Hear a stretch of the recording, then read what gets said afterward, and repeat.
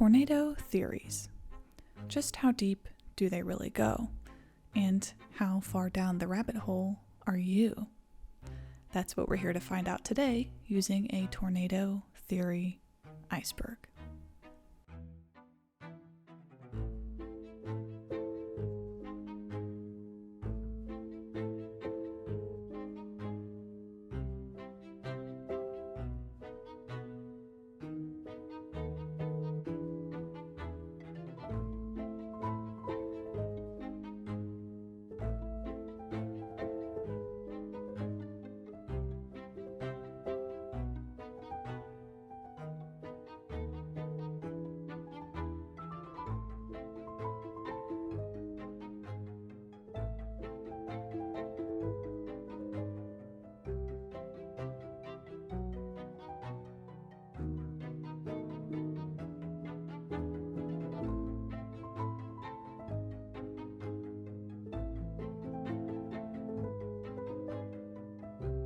If you aren't familiar with the genre of iceberg videos, let me briefly explain.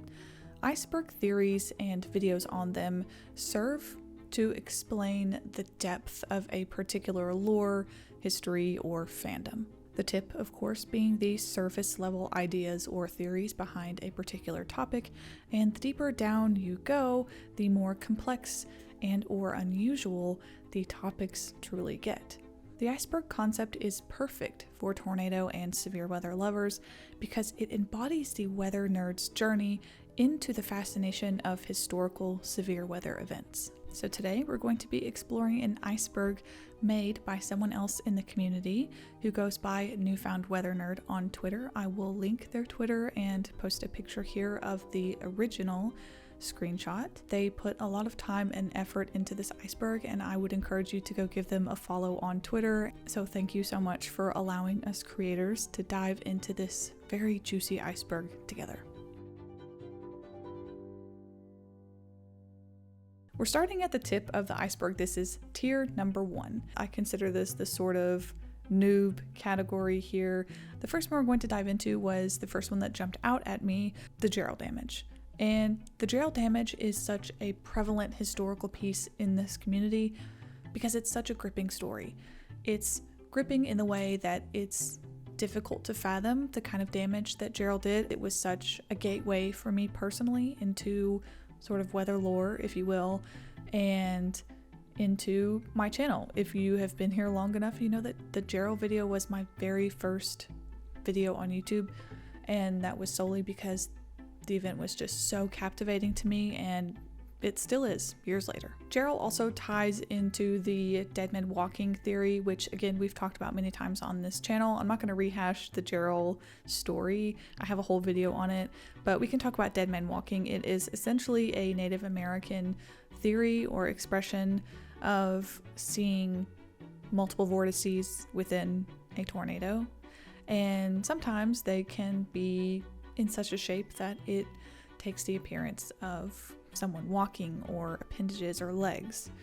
And we know scientifically in this community that being able to see two very distinct smaller section vortices is often attributed to violent tornadoes. So it's an interesting theory that in some ways could be argued to be backed up by science, but it is oddly disturbing to have multiple pictures of this quote-unquote dead man walking inside of a tornado, and to know that a lot of those events were ones that ended up being fatal. I'm not going to go very much in depth on Gerald because I already have a whole other video on it, but I do want to piggyback off one more from this list, and that is Glenn seeing Gerald. And yes, that is Glenn Powell.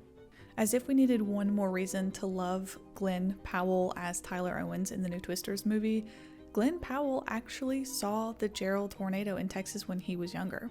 And Glenn Powell mentioned in an interview that he was actually with a couple of his cousins on the way to his aunt's ranch in Texas when the Gerald F5 happened, which is absolutely unreal that he was in the vicinity of such a notable and stark event that exists in this community. It was, in fact, not his first tornado. Next, we're still in Tier 1. We're going to talk about tornadoes being wider or stronger than their rating. This is part of the very newbie category. If you don't know what we're talking about here, that means you're a newbie, and that's okay. I think for anybody who is just entering the golden gates of tornado lore and weather history, they maybe find it odd that tornadoes are not in fact rated on their strength, but rather the damage. And in fact, they're going to get a lower rating if they don't cause damage or if they happen in an open field. It seems odd as a concept, particularly when you consider how meteorologically and technologically advanced we are in 2024. But I do think that in my lifetime, in our lifetime, we're going to see some great improvements there. And I cannot wait to see that. So if you're not familiar with this one already, maybe you should check out a video done on El Reno. And I think El Reno 2013 is a perfect yet tragic example of tornadoes being much stronger and wider than their rating. Next, let's talk about one in the top tier that I actually don't think all of you are going to be familiar with. And that is the April 27th, 2024 80% Nadocast risk. And if you don't know, Nadocast is essentially a machine learning model that uses various algorithms and inputs and ensembles and particular parameters to create its own severe weather outlooks. The most popular one, of course, is the tornado outlook. But the caveat to having a machine learning model that is most of the time accurate is that it gets heavily leaned on by a lot of different people. And the fact that it is a computer algorithm and a model that does not have human input. Machine learning is always going to have some kind of bias. Nadocast has some kind of bias. So what happens is sometimes you get kind of wacky off-the-wall parameters, but because it's largely accurate, you have a lot of people that can believe these. It could put out something insane, and a lot of people are going to take that to heart. And that essentially is what happened on April 27th, 2024, this year. The SPC had issued a moderate risk with a 15% hatched tornado risk outline. So that's already a pretty highly anticipated day. Nadocast put out an 80% dot. The scale goes to 60%, which is already a 60% chance. I believe the model is a 60% chance of a tornado happening within a point in a 25-mile radius, I believe. And it puts out this black dot of death. This black dot that doesn't even exist on the scale past 60. 60 is like purple. And you have a lot of people that are really taking that to heart. And the problem is that although it's got these finely tuned parameters, it doesn't have the human forecaster element. And there's nobody on God's green earth that is more knowledgeable about tornado outbreaks than the folks at Norman at the SPC. As much as I really love Nadocast, I follow them on Twitter, I love them, I think it's incredible. I cannot wait to see the future of machine learning in forecasting. It's very important that we as a weather community don't latch onto it as if it's really going to happen that way. There were quite a few people in various platforms, not just on Twitter, but on Reddit and a couple of other places as well, that really shared this Nadocast output around and really fearmongered a lot of other people who maybe just don't know any better, who aren't familiar with Nadocast, who aren't familiar with the machine learning models that output tornado outlooks.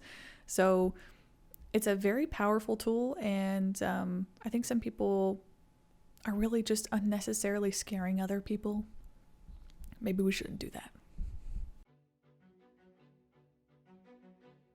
Okay, the last one in this tier is my personal favorite, arguably, in this entire video, and I think many of you will be familiar, but let's see. This one is the... Susan, get my pants! This comes from an event that occurred on June 23rd of 1998, and it was an F2 that occurred in a small town outside of Nebraska. Now, to preface, this tornado did not take any lives. It destroyed some barns, mostly crops, and I believe damaged, if not destroyed, one home. This video was captured by a man and someone, the woman, I'm presuming his wife, Susan. And the entire video is, first of all, just some of the best amateur tornado footage that exists. There's a lot of amateur tornado footage out there. This is one of the best ones. Oh, this don't look good. Should have that weather alert. Holy cow, look at that hail it just dropped. Pretty good sized. Get a pooch. There's so many things to note about this video. First of all, it's visually some of the best tornado footage I've ever seen. The tornado itself starts out as this monstrous, horrifying wedge tornado. The vantage point that this man has gives you a view of the entire mesocyclone almost. You can see so many little vortices and details in this not high definition video, by the way. And throughout the video, you get to see this incredible structure change from a wedge to a stovepipe to eventually a roped out tornado, and it is unbelievable. There are also so many other parts to break down about this video. Kind of have this calm demeanor that they're taking, which is interesting. The man is noting the baseball hail that's beginning to fall on their house, and eventually, as they note that the tornado's not moving, at some point it dawns on them that, oh, well, the tornado's coming right for our house then. Look at the little one. Yeah. The little one. Right there. Whole bunch of little ones. Which way is it going? Is it coming this way? It was just sitting there. Well, it may look like it's sitting there. To which the man promptly lets Susan know that he needs his pants. Susan, get my pants. It is truly a hidden gem within the space, and I wish that this tornado footage was seen more. Hopefully we can accomplish that a little bit, but I have a feeling that you guys are already familiar with this one. All right, I feel like this first tier is a little too amateur for us here, so let's move on to the second tier.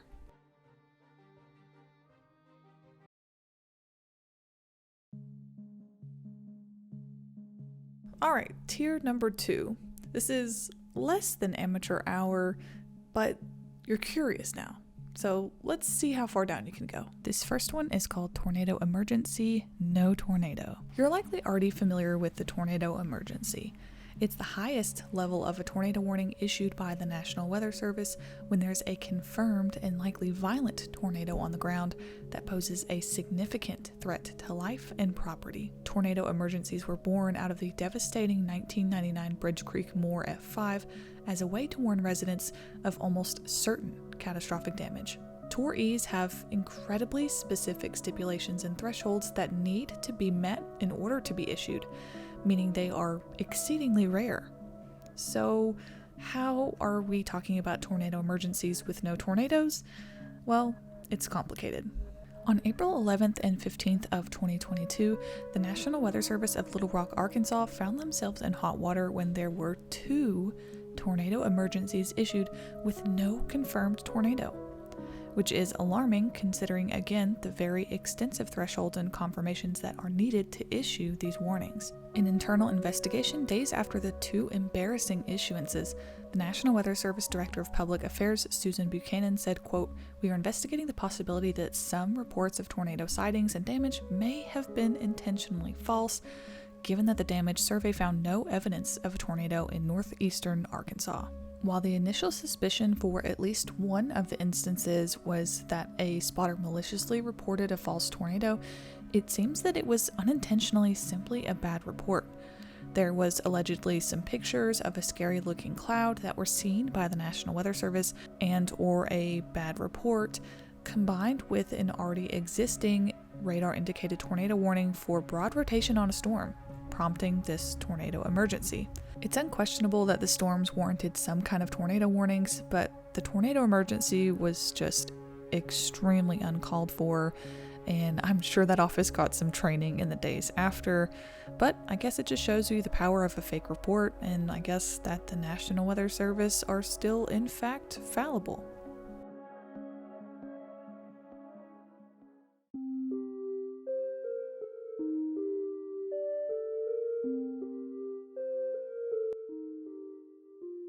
This next one is another one of my favorites because it combines weather history and a little bit of conspiracy in there as well.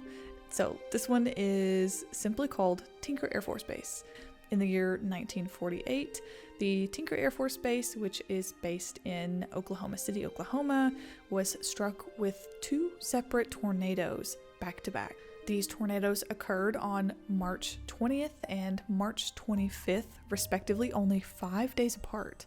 Both of these tornadoes, which are now estimated to be around F3 intensity, were strong enough to cause quite a bit of structural damage to not only the Air Force Base itself, but to many of the planes, some of which were historic World War I planes, some of them were really expensive military aircraft. So this was really a big deal when the first tornado occurred on March 20th in 1948. But if you've noted already, because we're talking about the year 1948, tornado forecasting in science is still very, very much in its infancy, so much so that it actually doesn't really exist yet. After the first tornado occurred on March 20th of 1948, the damage ended up costing around $10 million, which is over $120 million by today's currency. The result of the loss of these very valuable aircrafts to the US military was that an investigation was conducted as to why the meteorologists that were on base and the scientists that were on base couldn't predict this weather event happening. And the conclusion of this very initial inquiry and investigation was that there really wasn't any way to accurately predict tornadoes. But strikingly, it would only be 5 days after the initial tornado on Tinker Air Force Base that conditions on the morning of March 25th were eerily similar to the tornado conditions that occurred 5 days prior on March 20th.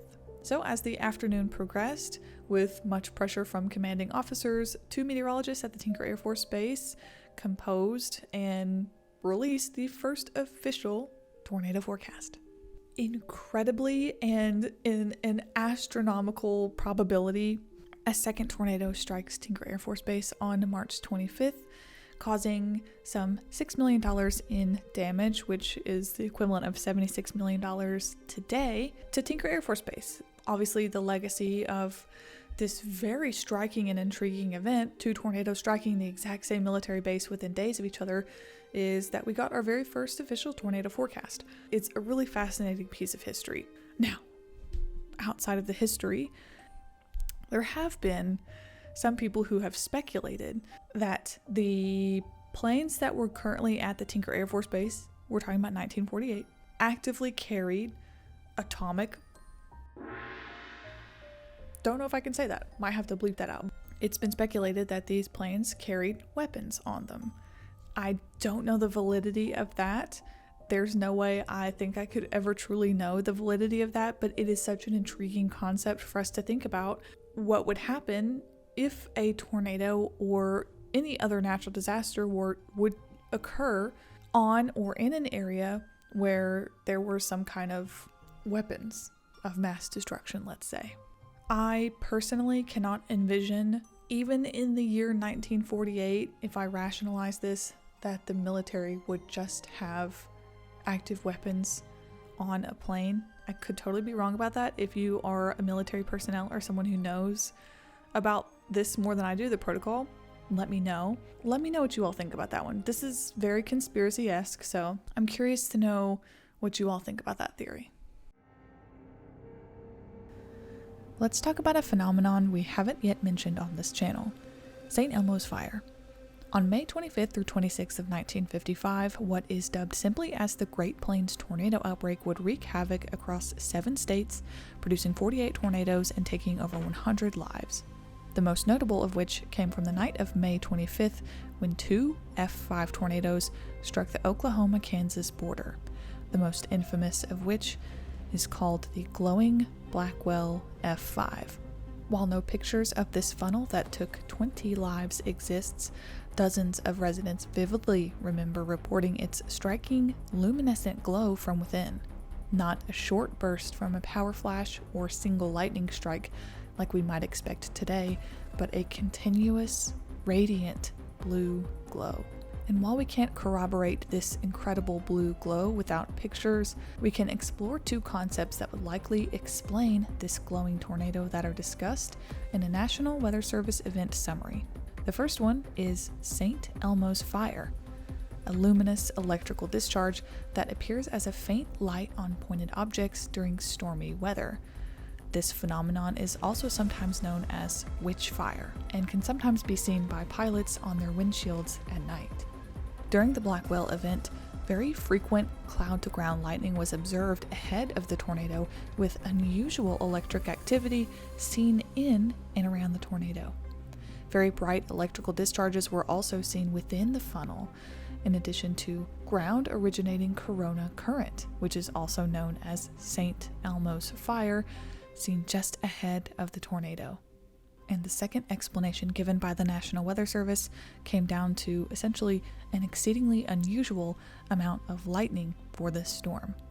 Multiple studies over the decades, including the year 1955 and 1970, produced varying results that overwhelmingly suggested that high flashing rates occurred during the entire storm, with this enhanced lightning activity originating with the parent storm as a whole.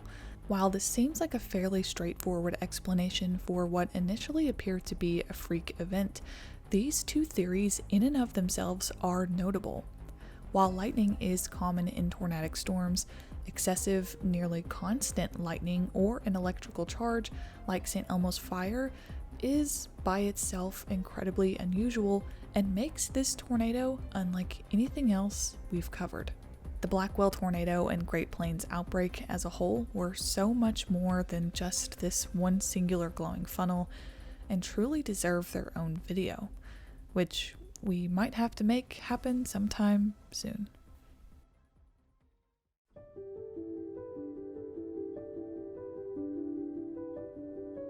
This next one is one of the more intriguing ones, and it is the Joplin fungal infections.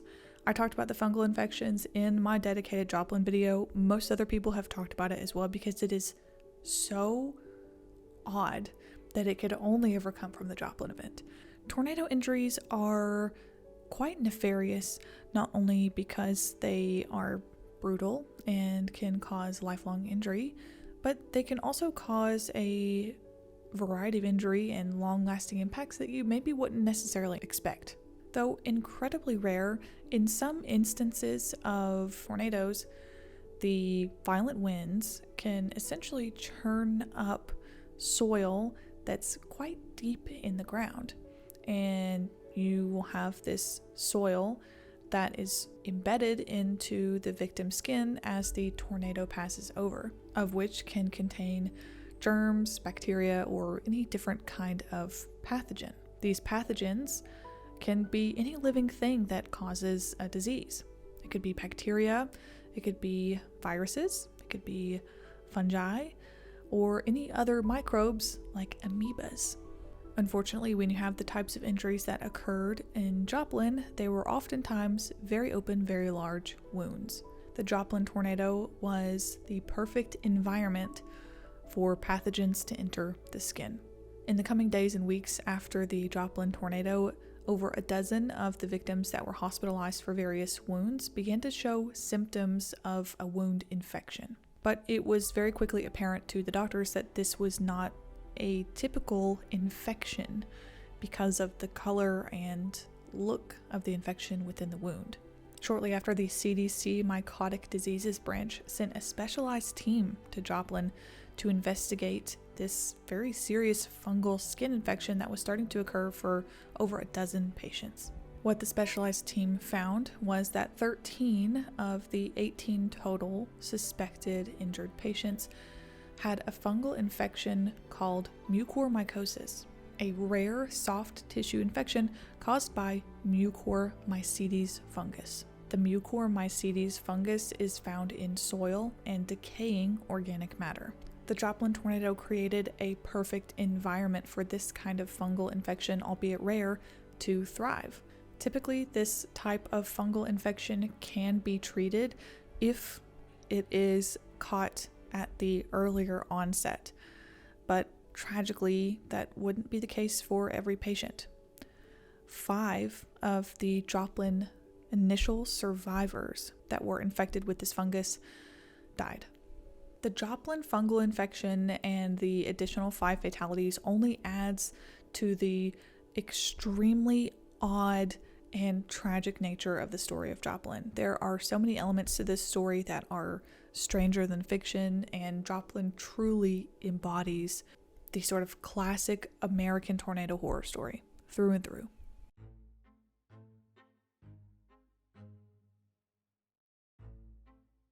Alright, we're moving on to the third tier. I even think that some, if not most of that second tier, were concepts that you all are probably already familiar with. Let's really get into the nitty-gritty. This is the third tier. And I held up a 1. That was meant to be a 3. This is the third tier. Corn sweat. We've talked about general tornado parameters needed for tornado formation on this channel many times. The very basics: shear, lift, instability, and moisture. But what we haven't talked about is corn sweat. Corn sweat is a term used to describe the process by which corn plants release moisture into the air through a process called evapotranspiration. This process helps the corn plants stay cool and contributes fairly significantly to higher humidity levels in the Midwest during the summer. And this isn't a small scale amount of humidity we're talking about, by the way. You can see notable dew point differences in the Midwest from millions of crops. So what happens when you have these millions of acres of corn creating a juicy atmosphere in addition to the appropriate shear, lift, and instability values? Apparently, you get the 1957 Fargo tornado. That's the theory, anyways. The very infamous Fargo F5 tornado is one that struck on the north side of the small community of Fargo, North Dakota, as well as the north of Moorhead, Minnesota. This was an incredibly devastating tornado with long-term impacts that was studied by Dr. Ted Fujita himself. And is corn sweat the sole reason for this event? No, of course not. And it's a wild theory that this corn sweat in and of itself helped in some ways to produce a violent tornado. But as someone who likes corn, as someone who is interested in tornado history, I couldn't help myself with this one. I find it so fascinating. There are a lot of videos on the Fargo event, including ones done by my very favorite creators as I edit this video today. That just came out, so please go check those out for a more fuller picture of the Fargo event that I think will include some corn.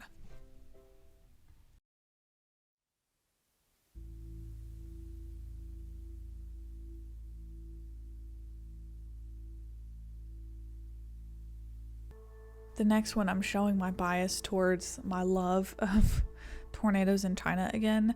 And we're going to talk about the 2016 Funing tornado. So on June 23rd of 2016, what is described to be an EF4 tornado hits Funing in the Yancheng, Jiangsu province in China. And this tornado caused 98 fatalities in China, which makes it the deadliest tornado in China by far in 40 years. So this research paper goes on to document in great detail the meteorological environment and the tornado itself and the damage it caused. So I'm going to link that for you all if you're interested. It is an incredibly well done and researched event, and an event that I really want people to be more familiar with, as it caused such detrimental impacts in rural China.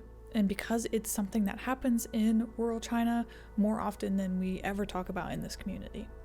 The images are horrifying and the fatalities really speak for themselves. And the violence is also seen when you take a look at the types of cars and larger structures and pieces of metal and equipment that are twisted and bent and thrown as well.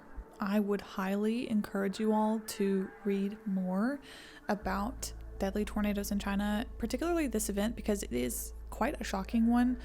I would love to go more in detail, but because we're doing an iceberg video, I can't go too in depth here. But the 2016 Funing tornado is the kind of violent tornado that you would see and talk about here in America.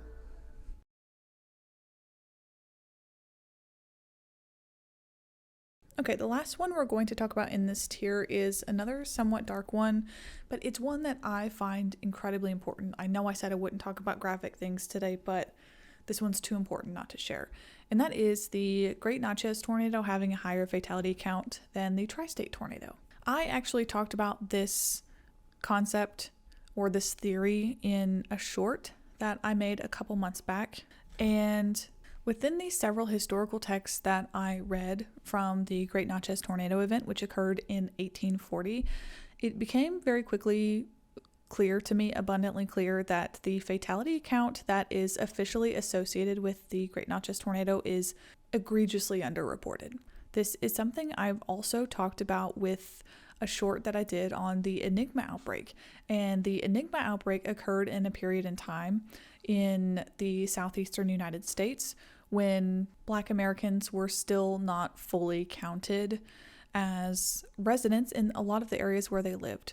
So this certainly was a prevalent theme for the Great Natchez tornado, given the fact that the Great Natchez tornado occurred in 1840, 5 years before the abolishment of slavery. So it's really important to me that I talk about this because there is this standing record that the Great Tri-State tornado was the deadliest single tornado by far, but the truth is that a lot of these historical outbreaks and tornadoes, like the Great Natchez tornado, occurred during a period in time and were violent enough that they caused hundreds of fatalities that were underreported. And that is really devastating to me as someone who loves history and loves talking about weather history. And it is a tragic truth, but it's something that I at least feel like I can talk about with you guys on this channel to explore if that's something that you hadn't really thought about before. It is noted as being supposedly the second deadliest tornado in American recorded history. I think that's could easily be disputed, and I just think it's important that I wanted to talk about that. Again, as someone who just really loves history and tornado history specifically.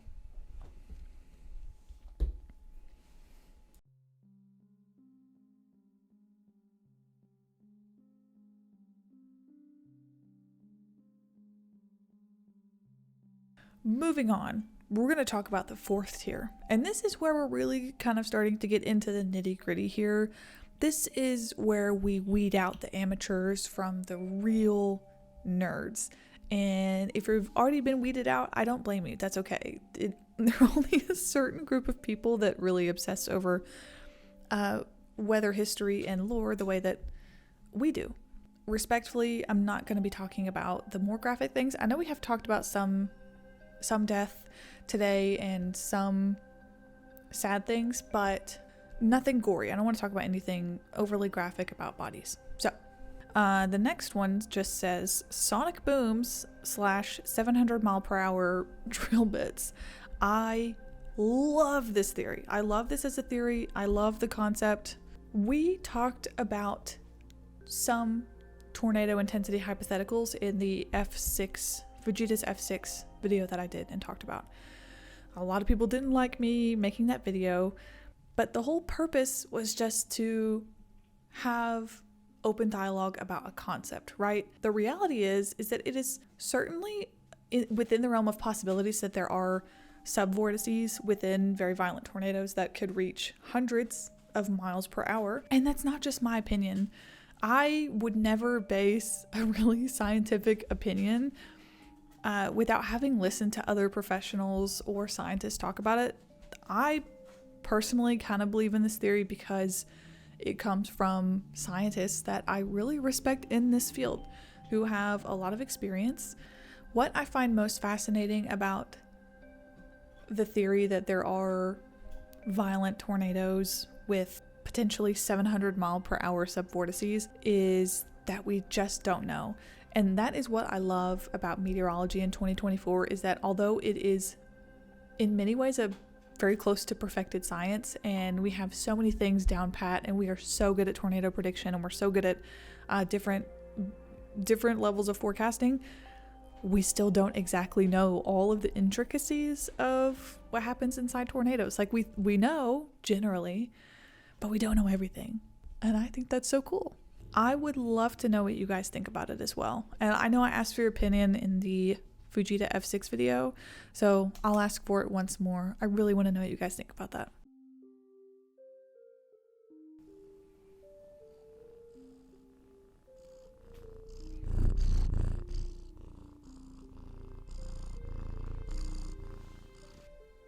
That is the end of my tornado theory iceberg. There are so many more on this original list that, again, I will have linked. I am fairly confident that there are going to be other creators that have also done iceberg videos, and what's really fun about that is I promise you they've talked about different things than me. So you get to watch another iceberg video, you get more tornado content, and they talk about different things. So also to note, the next two storms launch is going to be centered around hurricane products. I am in love with this hurricane clip. These are going to come out and I am just so proud of them. I love them so much.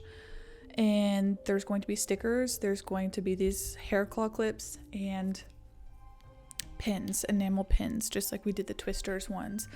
The best and most important part about this next launch and these hair clips specifically is that I'm going to be able to create enough margin that for this product, I'm going to be donating $4 per clip sold to a charity that I've chosen. I have two in mind that I'm debating, but they are both related to hurricane relief, and one of them is related to animal rescue, specific to hurricanes. And I will put up a tentative launch date. I'm still waiting to get the rest of the batch here. This was my sample, and I'll keep you guys updated on the launch for this hurricane drop. And if you want to follow my social medias, I will have them linked, of course, as always. You can follow me there. You can see more of Crash and Blaze, who cuddle quite often these days. Yeah, I really hope you guys enjoyed this deep dive. Please let me know what you thought about it. I am kind of in the middle of revamping some of my old content and thumbnails and things, so be patient with me. I am getting back to making more consistent content soon, so I really appreciate you guys sticking with me. I know it's been slow content wise lately, but I'm looking forward to hitting the ground running very soon again with content. So thank you all for sticking with me, and I just really appreciate you all here. Yeah, thank you all so much. I appreciate you, and I will see you in the next one. Bye. And they are also, and the violence is also seen when you take a look at the types of cars and larger structures and pieces of metal and equipment that are